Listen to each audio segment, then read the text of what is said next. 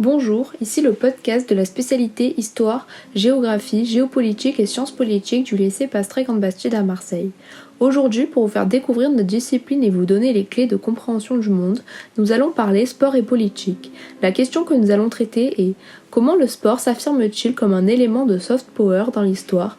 C'est avec l'exemple du bain de sang de Melbourne en 1956 qu'on peut illustrer notre propos.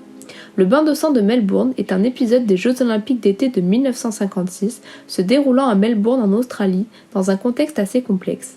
En effet, après la mort du chef du gouvernement de l'Union soviétique, Joseph Staline, en mars 1953, le congrès du Parti communiste de l'Union soviétique est plongé dans la déstalinisation qui consiste à abandonner le culte de la personnalité et à dénoncer les excès de la période du stalinisme. La République populaire de Hongrie, faisant partie des démocraties populaires membres de la sphère d'influence de l'Union soviétique, espère pouvoir profiter de la déstalinisation pour se révolter contre le régime communiste. Après de nombreuses révoltes hongroises, l'armée rouge décide d'écraser la révolte le 4 novembre 1956 en entrant dans Budapest.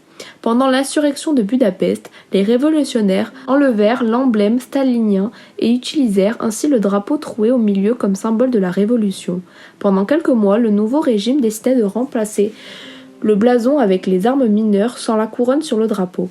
Après la répression de l'insurrection par l'armée rouge durant la restauration communiste en 1957, les communistes créèrent un nouveau blason, mais il ne fut jamais mis officiellement sur le drapeau. C'est pourquoi le drapeau de la Hongrie est resté seulement tricolore depuis 1957. Cette demi-finale du tournoi olympique de water-polo se déroule le 6 décembre, moins d'un mois après que l'insurrection de Budapest a été matée par l'armée rouge et après la délégation hongroise. Les deux équipes se sont qualifiées pour la poule finale en terminant toutes les deux à une des deux premières places de leur poule au premier tour. C'est pour les deux équipes leur avant-dernier match de cette poule finale.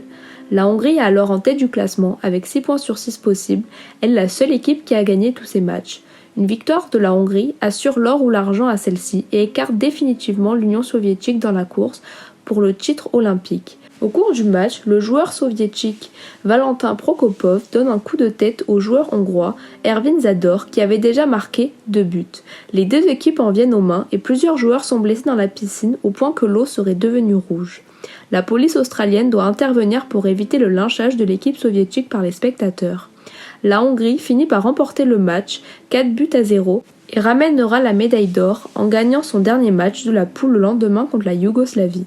L'URSS quitte la compétition avec tout de même la médaille de bronze en battant dans sa dernière rencontre l'équipe unifiée d'Allemagne. Cet affrontement qui tourne au drame mélange la vie sportive à la vie politique des nations.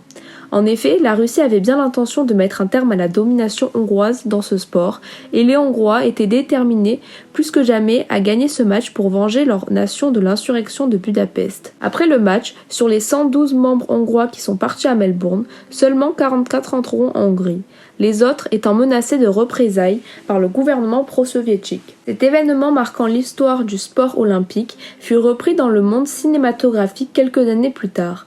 Par exemple, Freedom's Fury, un documentaire produit par Quentin Tarantino et narré par le nageur Mark Spitz, un ancien élève de Zador, raconte le match et les événements qui l'ont précédé et suivi.